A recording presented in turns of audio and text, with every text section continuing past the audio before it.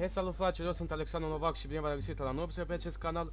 Astăzi vreau să fac ceva mult mai special, deoarece vreau să fac un videoclip legat de canalul acesta mai special în legătură cu anul 2022, cu toate lucrurile pe care am realizat pe acest canal până acum și chiar trecutul canalului, că sunt mulți pe acest canal care sunteți noi și nu prea știți istoria acestui canal, așa că am zis să fac episodul ăsta mai special așa, mai diferit față de alte episoade, că nu e nimic legat de gaming, vlog sau mai știu eu ce, însă o să discutăm în acest episod și despre viitorul canalului, așa că vă sugerez să vă uitați la acest episod, că o să discutăm lucruri foarte importante legate de acest canal. Bun, lăsând asta la o parte, am primit aici un mail de la YouTube cu rezumatul anului 2022 și o să vă prezint aici câteva lucruri pe care mi le-a trimis YouTube. O să ne reacționăm și la diferite videoclipuri mai vechi, discutăm și despre viitorul și trecutul canalului, deci episodul ăsta o să fie legendar, așa că uitați-vă la fiecare secundă de episod să nu ratați. Nu uitați de like, subscribe și share și hai să trecem la treabă. Bun. Deci avem aici vizionări totale de 54.600 de vizionări. Pot spune că sunt niște vizionări destul de bune, nu mi-am imaginat în viața mea că o să am atâtea vizionări pe YouTube. Că în primul rând eu am făcut YouTube pentru divertisment, am avut o plăcere, întotdeauna mi-a plăcut să fac YouTube. Ăsta a fost visul meu, să am o comunitate a mea, să mă țin bine și nu am vizat niciodată banii sau ceva. Mi-a plăcut foarte mult să am o comunitate a mea, să fac episoade mai simple, că ați văzut și voi, n-am făcut episoade foarte complicate. Și avem aici durata totală de vizionare, care nu este cea mai mare din lume, e 70.000 total de vizionare pe anul ăsta, în 2022, în total, în toate videoclipurile pe care am postat anul acesta. Și aprecieri totale 1332, abonați noi 248, pe YouTube în momentul de anul acesta face mai greu abonați, majoritatea YouTuberilor fac mult mai greu abonați, însă la noi sfârșitul lumii facem mai greu abonați. Și avem aici luna cu cele mai multe vizionări în ianuarie. Și aici putem vedea videoclipul meu care sunt cele mai multe vizionări. O să discutăm și despre acesta în momentele care urmează. Și avem aici și un short, că YouTube a adăugat recent posibilitatea să păstrezi episoade mai scurte ca pe TikTok. Și videoclipurile tale scurte cu cele mai vizionări a fost ăsta cu Maia Neagră la Neptun, Dani Mocanu Child, copilul Dani Mocanu. Și acesta a fost primul meu live pe care am postat pe acest canal și primul videoclip. Iar acest canal trebuia să aibă legătură cu, să fie doar episoade cu Gangster New Orleans, dar e un joc care nu prinde pe canal și am zis să postez variat, să fac mai multe episoade. Și am aici mulțumesc telefoanele pentru My Hero în YouTube. Și din cauza asta am făcut și, datorită acestui că am făcut și episodul. Vreau să vă mulțumesc pentru susținerea acordată în decursul anilor. Nu mă așteptam să ajung la acest stadiu, dar mă miră faptul cum atât de repede a trecut timpul. Bun. Avem aici 1796 de zile de la prima încărcare. Deci au trecut mai bine de 3 ani de când am început să fac YouTube serios, că am mai avut canale. O să reacționăm și videoclipurile după canalul ăla, o să vedeți că o să fie bombă de tot. Un canal când eram foarte mic, aveam cred că 5-6 ani când m-am apucat prima oară de YouTube. Toate comentariile, am 11.000 de comentarii, 930 la toate distribuirile. Deci au fost oameni care au distribuit videoclipurile mele, care au trimis la alți prieteni sau au trimis link-ul. Bun. Cam asta este ce ne-a trimis YouTube și vreau să vă mulțumesc pentru chestia asta. Hai să mergem puțin și la canalul meu, să vedeți aici. Păcat că nu e opțiune să dau cele mai vechi videoclipuri, însă o să ne notăm parte în parte, cam anul acesta ce am făcut. Deci, am început acest an cu următorul episod. Am făcut Guns Up, un joc care a apărut pe telefon recent. Bine, a trecut repede, tip acum 8 luni, cam așa.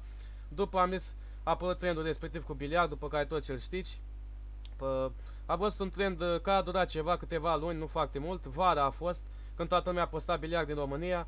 A prins foarte bine biliardul și am zis să postez și eu, i-am dat o încercare. Și ăsta a fost primul episod serios din anul ăsta, că am zis să mă apuc anul ăsta serios de YouTube, că am luat o pauză mai lungă și nu prea depuneam foarte mult efort în videoclipul pe care le făceam. Vedeți și voi, nu puneam cine știe ce thumbnail-uri, făceam câteva jocuri.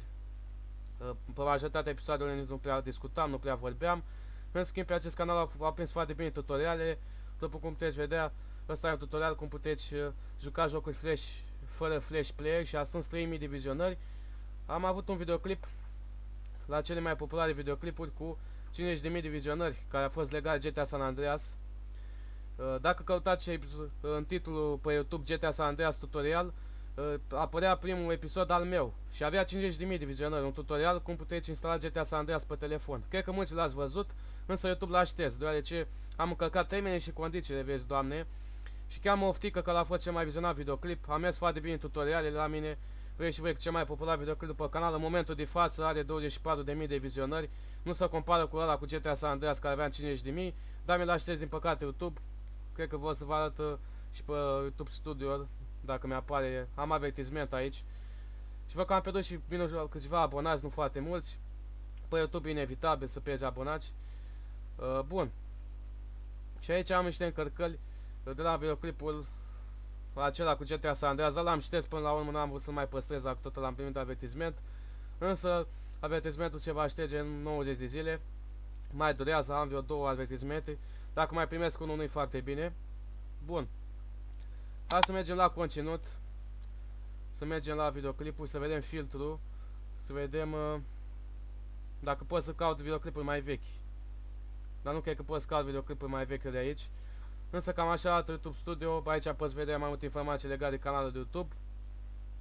Hai să mergem și la date statistice să vedem care e treaba. La vizionări se pare că am scăzut cu puțin, cu 2000 de vizionări mai puțin decât prețul obișnuit. Bun, deci când a început 1 decembrie 2022, 88 de vizionări. Bine, astea cele mai recente vizionări. Nu știu dacă pot să văd și de la început. Ia, conținut. Cătălin Talențe, așa, 1 decembrie. Deci putem vedea cele mai recente videoclipuri care am făcut și vedem aici mai multe statistici. Care vizionări este descrescătoare la anumite videoclipuri. Spre exemplu, aici 1963 în total. Vizionări 24% la episodul ăsta cel mai vizionat. Ori vizionate 22%. Văd că am pierdut și minus 6 abonați în total. Afișări 23.000 de afișări și rata de click 6%. Aici vedem că am ajuns cel mai sus la pe 2 decembrie, am făcut mai multe episoade care au prins. Spre exemplu, facem curse legale cu Dacia Metro 110, clipul șters al Elias Vlogs, acest site îți oferă conturi gratis. Asta a prins destul de bine, uitați și voi că e sus de tot. Avem mai multe detalii aici sus, abonării, sexul, whatever. Lăsând asta la o parte, chiar vreau să ne uităm la videoclipuri mai vechi pe care le-am făcut pe acest canal. Și nu numai pe acest canal, că mai am avut niște canale care nu cred că știți despre ele. Și aș vrea să reacționăm la un videoclip din ăla, dar o să fie destul de cringe. O să caut aici cuvântul magic Alexandru Novac. Și o să vedeți că sunt aici 2 canale care sunt ale mele. Canalul meu scrie și aici. M-am uitat și voi ce videoclipuri, bă. Bine, ăsta nu-i primul canal, că am mai avut canale. Făceam și vlog-uri, episoade foarte cringe. Ăsta a fost primul episod, uitați și voi ce calitate. Dar nu e ăsta primul canal, vreau să dau pe cel clasic, pe nume tot Alexandru Novac. 12 abonați am avut. Și ăsta e primul videoclip după acest canal, din istorie, acum 7 ani. Doamne Maica, Domnule, viața asta. Doamne Maica, Domnule, viața asta. Asta e primele cuvinte pe care le-am spus pe YouTube. Salut! Astăzi m-am Acesta sunt eu și uitați și voi, nu se vede toată fața. gândit să filmez un nou episod din Inventăm. Astăzi o să inventăm un... Eu vreau să scriu aici inventăm, dar am scris încetăm. Deci e clar, și am scris în descriere eu inventez. Videoclipul a fost postat pe 5 noiembrie 2015, până la sfârșitul anului 2015 și n-a strâns extrem de multe vizionări. Însă, spre surprinderea mea, a strâns vreo 169 de vizionări, aproape 200. Call of Duty 12, care nu s-a inventat, dar m-am gândit să... Aoleu, ce vremuri, frate, deci eu eram fanatic cu jocurile Call of Duty, nu cred că toți le știți. Și am vrut să fac ăsta e un episod destul de random, însă făceam episoade aleatorii, cum ziceam niște lucruri, aveam imaginație destul de bogată față de alții și sunt destul de cringe, jenante episoadele astea, însă eram destul de mic, deci mi se pare destul de interesant că am aici amintiri cu mine mai mic, asta e foarte interesant, hai să trecem mai departe. Inventez și Call of Duty 13 ca să existe, că nu există ele. Inventăm ca să existe. Pare foarte rău că nu le-a inventat, că mie ferească Dumnezeu. mi-a plăcut și ea. Și am zis să fac un videoclip, dar că îmi place tare mult și cum să Vreau să fac un videoclip, că îmi place foarte mult, interesant. filmează chestia asta, că tableta e foarte grea și mă dor mâine că doar 5. Fraților, asta e stand-up comedy direct. Ce mai vreți? Asta e stand-up comedy, nu vă mai trebuie altceva. Filmez și am zis să filmez mai puțin, fiindcă eu filmez nu voi și așa că nu vă recomandați voi să filmați, fiindcă nu vă să percepe cum să filmați, fiindcă voi sunteți niște copii diabolici care nu știți cum să filmează. Ok, foarte Și mai interesant. există deschideri. Mamă, dar ne-a dat niște lecturi ăsta, cred că ăsta a fost distract mai degrabă, am dat distract la tot internetul. Băi, și canalul ăsta, sub surprinderea mea, nu e foarte, nu e atât de slab, adică are, la fiecare episod are măcar 100 de vizionări. Ăsta, episodul ăsta sunt cele mai multe vizionări după tot canalul, ăsta cu telefonul Star Wars, care am făcut un telefon de hârtie și ziceam că e telefon Star Wars, Samsung nou. Episoade foarte interesante, chiar vreau să mă uit la episodul ăsta. Începem cu începutul. Nu știu dacă nu văd comentarii, nu sunt activat. Hai să citim și descrierea, de ce nu. Eu arăt telefonul. Ok, ăsta e la sfârșitul anului 2015. A strâns ceva vizionări, deci, na, mi se pare, mă mir cum am reușit să fac chestia asta. Telefonul Samsung, bazii sunt, cred că știți, telefonul e foarte vechi. Cred că știți telefonii, frate, da, tot ce știm, frate, îți dai seama. Aici avem prezentam eu, aici avem aplicații. Facebook, Messenger. Mamă, le și știam, Facebook Messenger, așa ziceam eu. Eu ziceam Messenger, ia, stați așa. Facebook, Messenger, interesant, o nouă aplicație de la Messenger. Google. Poate că am pus niște puncte pe o hârtie, am scris acolo bateria 100% și am pus încă un punct acolo, cum ar veni, ăla e butonul de home, pe telefon. Bateria. Ceasul nu arată, e telefon cam ciudat. Ceasul nu arată, e telefon mai ciudat. Păi da, nu mă mir. Orice telefon te Ce mă, ăsta e telefon de generat și nici Elon Musk nu are așa telefon. Ceasul. Avem 8 aplicații. Asta e mai ceva ca iPhone-ul, frate. Și pe ca telefonul Samsung care are chestia asta. Telefonul Samsung care are chestia asta, că o chestie acolo, frate, ce să mai. Ăsta dacă câștigați Samsung gratis și fără niciun abonament. Da, câștigi Samsung gratis. De ăsta tot gratis, fără niciun abonament, tot Star Wars. Și amână numai care o... În regulă, cred că am avut destul de... am avut destul cringe pe ziua de astăzi. Hai să ne mai uităm puțin la vârsta spectatorilor, care mă surprinde că 60% din publicul meu are între 18 și 24 de ani, ceea ce nu cred că e adevărat, deoarece pe YouTube poți să falsifici vârsta ta, să scrii acolo că te-ai născut, spre exemplu, în 2010 sau, spre exemplu, te-ai născut în 2000, în 2009 sau în 1999, poți să pui ce an vrei tu și poți să pui și acte false, deci nu sunt sigur dacă e adevărată varianta aceasta, însă știu sigur că publicul meu nu e de copii mici, deoarece canalul ăsta nu e destinat pentru copii mai mici neapărat, că nu am avut ca rol să fac episoade cum face Max Infinit sau alții. Eu nu vreau să fac episoade din alea cu Roblox, cu Peppa Pig sau alte prostii. Pur și simplu fac YouTube de divertisment, pentru divertisment și fac lucruri care mi-ar plăcea mie să le văd. Încerc să fac un conținut cât mai decent. Nu vreau să mă împuș pentru vizionări cum fac. Bun, vreau acum să discutăm în legătură cu algoritmul YouTube. Că YouTube a observat că sunt foarte mulți creatori de conținut pe YouTube și au făcut un algoritm prin care să separe videoclipurile. Spre exemplu, algoritmul respectiv analizează videoclipurile tale și el va constata dacă episodul ăla e bun sau nu și o să recomande oamenilor episodul respectiv. Înainte, YouTube recomanda toate videoclipurile pe care le postai, nu conta ce postai, puteai să postezi ce vrei tu, că oamenii se uitau, abonații tăi se uitau, se făcea chiar ușor abonați. Însă acum, că au apărut foarte mulți creatori de conținut, au făcut prin 2015-2016 un algoritm prin care YouTube recomandă episoadele care sunt cele mai bune, pe care consider el că sunt bune. Adică episoade foarte cringe, cu Peppa Pig, care vedeți acum la Max Infinit, sau multe alte episoade foarte jenante, cu Among Us sau alte panorame pe care vedeți, care le recomandă YouTube și de asta o să vedeți youtuberi foarte mari care postează episoade de genul ăla ca să facă vizionări. Eu puteam să fac și eu ca ei, însă am zis să fac pe primul conținut mai decent, am zis să am o limită, să nu postez episoade chiar atât de cringe cum fac alții, doar pentru vizionări. Eu vreau să am demnitatea mea, deși vedeți și voi că în ziua de astăzi nu prea faci multe vizionări dacă nu postezi episoade din alea. Ați văzut voi cu Roblox, cu alte panorame. Eu am încercat să fac episoade mai decente, cu GTA România 2, după cum puteți vedea.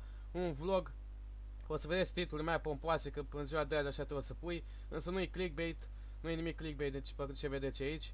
Aici e un joc horror pe care l-am jucat, Outlast, nou Outlast, că a fost beta acum câteva luni.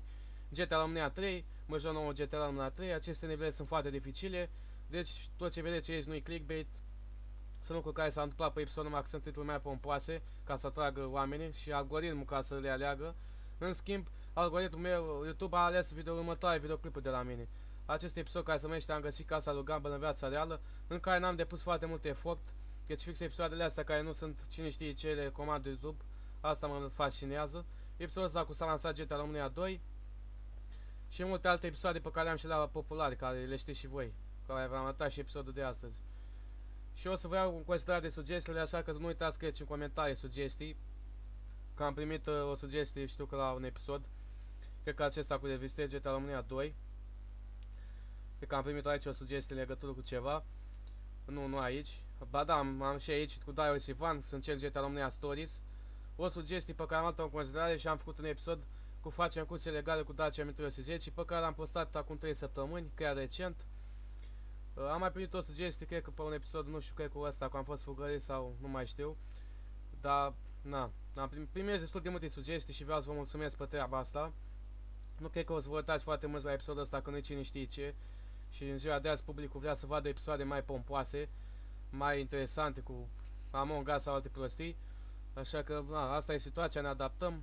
Eu nu mă plâng, eu să mă mulțumesc în stadiul care sunt acum, deci nu vreau să fac mai mult de atât decât fac acum pe YouTube. Poate pe viitor propun să facem lucruri mai interesante. Anul viitor vreau să fac mai multe giveaway pe acest canal.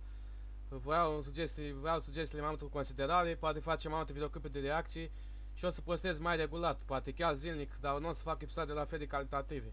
Probabil o să fac episoade de reacții sau gaming, o să rămâne de văzut, o să fac mai multe, bineînțeles, și diferite serii. Însă anul viitor vreau să facem lucruri mai interesante decât am făcut anul acesta. Poate chiar mai multe episoade informative, chiar politici, istorice, care o să prindă, că bănuiesc că nu o să prindă foarte mult tipul ăla de episoade. Bun. Lăsând asta la o parte, vreau să vă prezint acum la videoclipurile populare care e treaba cu anumite episoade de aici. Spre exemplu, episodul ăsta care e cel mai popular în momentul de față, acest site îți oferă conturi gratis. Uitați și voi, am primit vreo 43 de comentarii la episodul acesta. Și pot spune că n-am avut intenția, chiar nu mă așteptam la un asemenea episod să prindă pe canal. Însă titlul de genul ăsta prind pe YouTube, să spui acest site îți oferă conturi gratis. Această metodă te face bogat, lumea caută lucruri din astea. Și din cauza asta, episodul ăsta a ajuns să fie foarte popular. Deși cel mai popular era episodul cu GTA San Andreas tutorial, care a strâns 50.000 de vizionări, aproape 100.000. Da, YouTube l-a șters că și cam am promovat pirateria. Bun, am strâns ceva comentarii aici, după cum puteți vedea, și vreau să recapitulez anumite lucruri pe care le-am avut pe acest canal. Știu că sunt foarte mulți care sunt noi pe acest canal, care repetat de câteva ori lucrul ăsta. Însă, cam anul ăsta v-am spus ce am făcut, am început cu biliardul, n-am postat foarte multe episoade în acest an, însă anul viitor propun să fac lucruri mai interesante, probabil și de Revelion o să vin un episod mult mai special, însă rămâne de văzut și dacă aveți dumneavoastră interes, publicul meu, că asta e cel mai important. Hai să mai vedem ce mai vedem aici la date statistice. Bun, și acum vreau să vă prezint ceva foarte interesant legat de vizionările mele în decursul carierei mele de YouTuber în ghilimele. Nu de puteți vedea că aici când m-am apucat de YouTube era 0, uitați voi 0 barat. Și deja am început aici prima scânteiere prin 24 martie la un tutorial cum să nu mai lag pe GTA 4. După pam, nu prea aveam multe vizionări, uitați voi ce scântei mici sunt aici. Tutorial, am apus câteva vizionări la asta, ba am pierdut, ba n-am mai strâns nicio vizionare. Aici 15 vizionări în 24 ianuarie 2019 abia am făcut. Și cu videoclipul ăla când a apărut prima oară cu acest site ce oferă. Bun, tot așa. N-am făcut foarte multe vizionări când m-am apucat de YouTube. Vreau să vă spun că eu n-am fost cunoscut de nimeni. Am început de jos fără să mă ajute cineva să mă clădesc. Pe exemplu, oameni precum Rafael erau deja cunoscuți de oameni, deoarece Rafael edita videoclipuri pentru Coconut și era cât de cât cunoscut, că comunitatea lui Coconut i-a spus lui Rafael să apuce de YouTube. Deci Rafael a avut cât de cât un sprijin și știa lumea de când era cu Coconut. Așa că el a putut să clădească mult mai ușor decât mine. Eu a trebuit să mă clădez de la zero fără să mă știe nimeni și în continuare fac lucrul ăsta. Bine, acum mai știe lumea că na, am mai apărut pe episoade, am mai făcut parteneriate cu diferiți oameni, cum a fost, nu știu cât se voi știți pe Black Puma sau pe Senior Alex, cu ei am avut câteva dispute pe canal, că bineînțeles nu putem să scăpăm de drame, peste tot o să fie drame, nu o să mai discut despre conflictele alea, sunt foarte vechi, prin 2018-2019, că m-am apucat prima oară de YouTube și am avut aceste drame, mini-conflicte cu ei. Uitați voi, deja la sfârșitul anului 2019 a început să bubui puțin canalul meu în ghilimele. Uitați voi la vizionările mele cum au crescut. Și aici uitați și voi cum erau, la jos la pământ de tot, până au ajuns să fie puțin mai ok și să stâng mai multe vizionări, până la 125. După, prin 2020, uitați și voi cât a bubuit aici foarte sus, ca în munte Everest vizionări. Însă păcat că nu mai este episodul ăla cu tutorial cu GTA San Andreas pe telefon, că episodul ăla are 50.000 de vizionări și cred că era sus, nu se mai vedea aici câte vizionări avea. Însă ne putem estimativ să ne uităm aici cam care e treaba. Asta sunt ceva episoade și ăsta, tutorial cum să instale GTA 5. Ăsta a fost perioada aia când a fost GTA 5 gratis pe Epic Games. După am început să nu fac extrem de multe vizionări, însă am rămas am stagnat într-un fel, n-am scăzut, dar nici n-am crescut foarte mult. Uitați și voi cum a fost, ca o pârtie așa, ca și cum ești la medic și aparatul ăla care arată linii și face ti, cam așa. Uitați. Ba în jos, ba în sus, ba mai în sus, ba în jos, a scăzut de tot. După aceea a început să crească un pic, prin 28 februarie la începutul acestui an. După a cam scăzut, când n-am mai postat extrem de mult, a cam scăzut de tot, uitați voi jos. Însă e mult mai bine decât era aici, bineînțeles. Aici a mai crescut puțin, dintr-o dată pe la sfârșitul anului, cam așa, a mai crescut de când cu episodul ăla cu GTA România 2, care era la cu GTA cu Dacia M310 și altele, plus că acum a rămas la un nivel mai decent, însă nu se compară cu gloria canalului care a fost prin 2020, când a postat și episodul ăla cu tutorial cu GTA San Andreas pe telefon. Atunci a fost gloria canalului, când a strâns 50.000 de vizionări. Cam atunci a fost momentele de glorie. Și momentul de prime al acestui canal v-aș putea spune că a fost când am avut parteneriate cu băiatul din aur, Golden Boy. Nu știu că sunteți voi să uit acum și au auzit de el. Însă era o persoană care mă înțelegeam destul de bine cu el, făceam episoade, bine, nu neapărat împreună, dar am făcut o abonare reciprocă, mai scriam comentarii unii pe alt și comunitatea lui vinea la mine și comunitatea mea vinea la el, cam așa funcționa. Punea episoade din astea cu melodii din jocuri, momente amuzante și eu la fel. A fost la un moment dat o dramă cu un copil mai mic, care Alex Gaming îl chema, care făcea mișto de Golden Boy odată, deși Alex Gaming, nu avea un public foarte mare, era un copil destul de mic. Lăsând asta la parte, că cred că vă plictisiți și nu știți despre ce vorbesc. Ne-am certat la un moment dat că de cursul vieții mai pleci și câștigi, însă acum nu știu ce face, că am văzut că cred că s-a lăsat de YouTube, nu mai postează, nici Senior Alex nu mai postează, care am avut un conflict că venea pe canalul meu și vineau oamenii lui și mă jigneau, el la fel, reacționa la videoclipurile mele și tot așa, că el tot a pornit de la o abonare reciprocă, că a vrut să facă cu mine, după a vrut să facă mai multe vizionări și a început un conflict cu mine.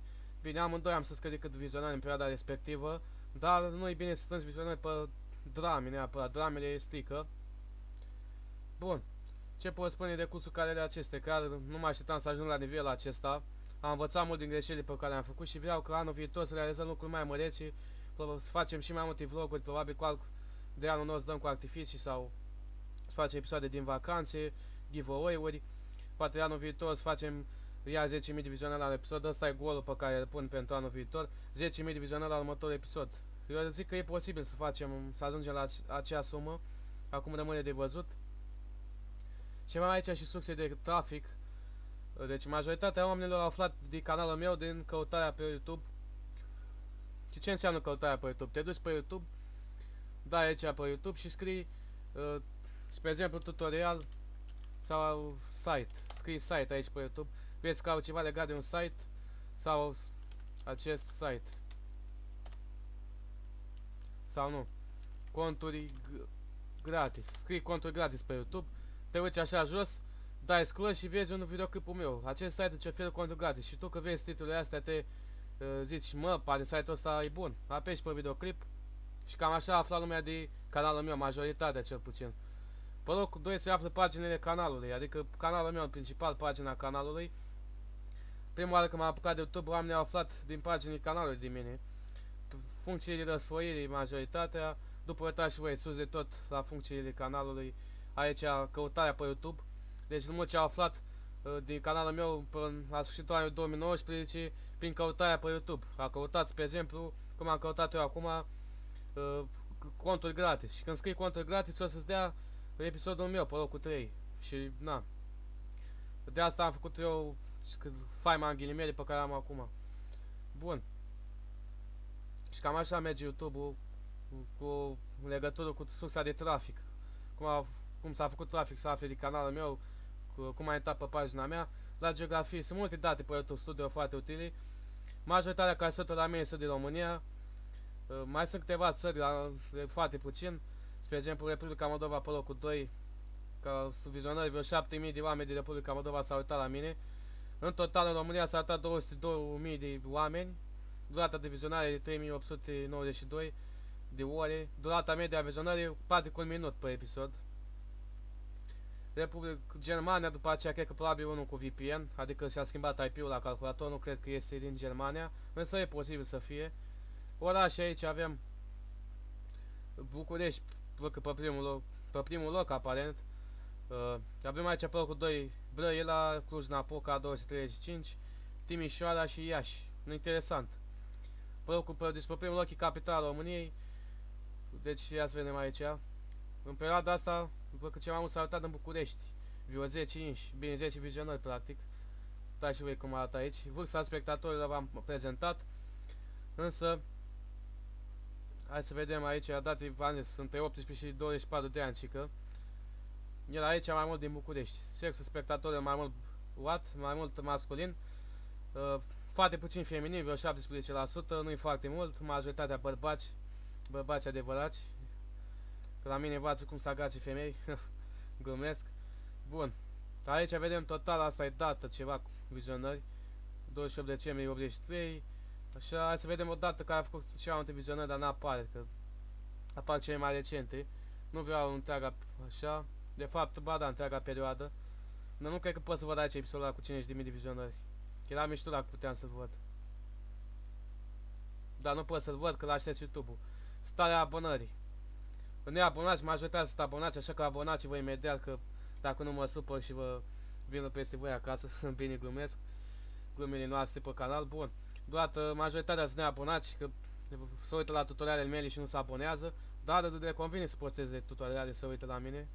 Sursa abonării. V-am arătat asta, majoritatea prin pagina de vizionare YouTube, că se uită la mine practic. Dacă dăm aici, hai să vedem ce ne dă. Că majoritatea s-a abonat când a avut timp să-ți dau cu Age of Fire în 4 și videoclipul special de 700 de abonați. Call of Duty Mobile am făcut win. Do Theft. Tip de conținut. Majoritatea videoclipuri n-am prea făcut live în trecut, făceam live-uri și chiar m-au ajutat alea. Aveam pe mai mulți și oameni care se uitau la live-uri, erau destul de cringe oricum. Majoritatea se uită după telefon la mine, pe locul 2 pe calculator, pe locul 3 pe tabletă și ultimul pe televizor. Interesant. Pare televizoare inteligente, Smart TV-uri, dar majoritatea se uită pe telefon, că asta cam la toată lumea, că n-am. E cel mai accesibil telefonul. Și mai multe sisteme de operare, locație. Putem să dăm și pe asta, dar nu prea are rost.